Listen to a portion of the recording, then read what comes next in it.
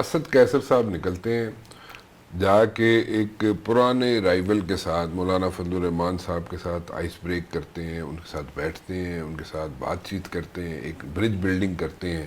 بہت بڑا break through ہے اسد قیصر جو کرتے ہیں، اور مولانا صاحب بھی اس کو ویلکم کرتے ہیں اور بالکل اس کے ساتھ اسد قیصر صاحب کے ساتھ ایک کمفرٹیبل ریلیشن شپ رکھتے ہیں.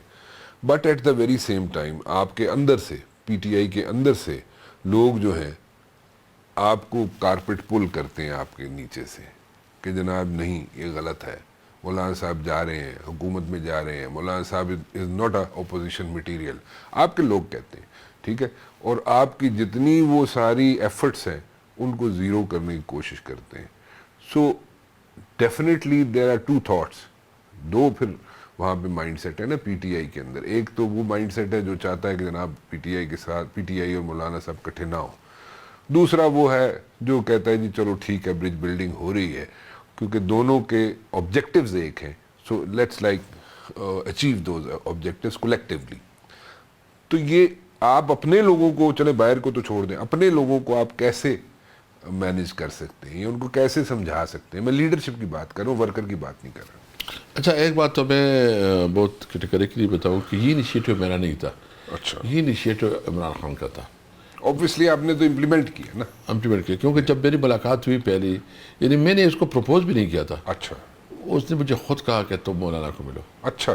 اور تم جو ہے ان کو ساتھ انگیج یہ جب آپ جیل میں ملنے کے؟ میں جو پہلی میری ملاقات ہوئی، اچھا، پہلی ملاقات پہ اس نے مجھے کہا کہ تم اس کو ملو، اوکے، مولانا کو ملو. ٹھیک. پھر جو ہے نا جب بھی میں گیا ہوں، ابھی ریسنٹلی جو میں گیا ہوں، تو اس نے مجھے کہا کہ آپ تمام پولیٹیکل پارٹیز کو، خاص کر جو بلوچستان میں، سندھ میں جتنی بھی چھوٹی بڑی پارٹیاں ہیں، سب کو اکٹھا کرو. اچھا. اور اس پہ ہم لگے ہوئے ہیں. ہم نے سندھ کی کچھ پولیٹیکل پارٹیز کے ساتھ بات کی ہے، اور اس میں جی ڈی اے بھی ہے. جی ڈی اے کے ساتھ بھی ہم نے بات کی ہے.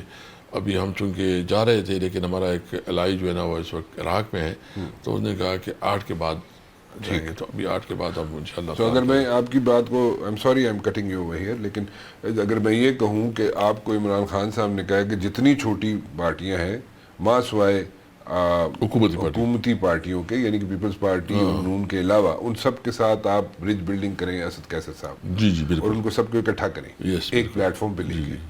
آپ کو عمران خان صاحب نے کہا اور وہ اس پہ آپ کام شروع کریں. اچھا چل، یہ بالکل اس طرح ہے. ابھی جو ہے نا ہم کر رہے ہیں کہ ہم جو ہمارا الائنس ہے اس کو بھی ہم ایک پراپر سٹرکچر میں ڈال رہے ہیں. اچھا. جو ابھی تو صرف اکشے صاحب اس کی چیئرمین ہے، تو ابھی ہم کوشش کر رہے ہیں کہ اس کی جو ہے نا وہ بنائیں، پوری تنظیم بنائیں. اچھا. مرکزی لیول پہ تنظیم ہو، صوبائی لیول پہ تنظیم ہو، اور اس کو ہم اتنا وہ امپاور کریں کہ جو تحریک ہم آگے چلانا چاہتے ہیں کہ وہ ہمارے الائنس کے ذریعے یہ تحریک ہو. کون سی تحریک چلانا چاہتے ہیں آپ؟ اس تحریک کا مقصد کیا ہوگا؟ یہ تحریک کا مقصد یہ ہوگا کہ یہ حکومت کے خلاف ہم نے تو میں تحریک چلانی ہے. اوکے. اور یہ حکومت تو ظالم ڈیٹ پہ بیٹھی ہے. ٹھیک. لیکن اس وقت جو مہنگائی کا حال ہے، جو عام آدمی انتہائی تنگ ہے، تو ایز اے پولیٹیکل پارٹی اگر ایز اے الائنس ہم ان کی آواز نہ بنے تو پھر تو یہ ملک انارکی کی طرف چلے جائے گا، یہ لیڈر لیس ملک بن جائے گا.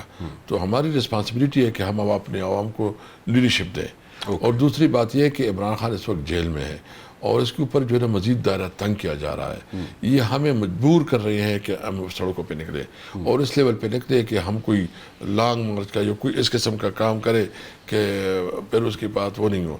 ایک تو یہ ہے کہ مسلم لیگ نون یہ چاہ رہی ہے کہ ہماری اور فوج کے درمیان جو ہے نا خلیج بڑھے اور اس کی ہمارے آپس میں جو ہے نا ٹکراؤ کا ماحول بنے.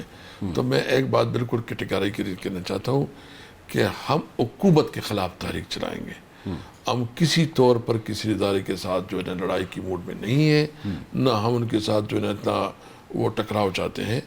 ہم ضرور چاہتے ہیں کہ آئین پہ عمل درآمد ہو، تمام ادارے اپنی آئینی اور کنسٹیٹیوشن پیرامیٹر میں کام کرے.